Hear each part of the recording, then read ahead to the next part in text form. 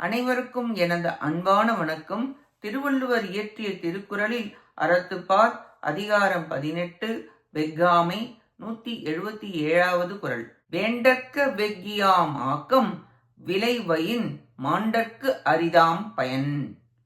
பிறர் பொருளை விரும்பி அதனை கவர்ந்து கொண்டு அனுபவிக்கும் போது அப்பொருளினால் வரும் பயன் மேன்மை தராது. அதனால் பிறன் பொருளை விரும்பலாகாது. பிறர் பொருளை கவர்வதனால் அதன் விளைவு நன்றாவது இல்லை, நன்றாக இருக்காது. மற்றவன் பொருளை அபகரிப்பதால் ஒரு நல்லதும் வராது. நல்லது விளையாததை செய்யாதே, குற்றம் புரிந்து மாட்டிக்கொள்ளாதே. நம் பொருளுக்கு தான் நமக்கு உரிமை உண்டு, பிறர் பொருளுக்கு உரிமை இல்லை. நிலையான இன்பத்தை அது தராது. இவ்வாறெல்லாம் விளக்கி வெஃகாமையை செய்யாதே என்கிறார். 171 177 வரை உள்ள 7 குறளால் மற்றவன் பொருளை அடைவதால் வரும் குற்றம் கூறப்பட்டது. நன்றி, வணக்கம்.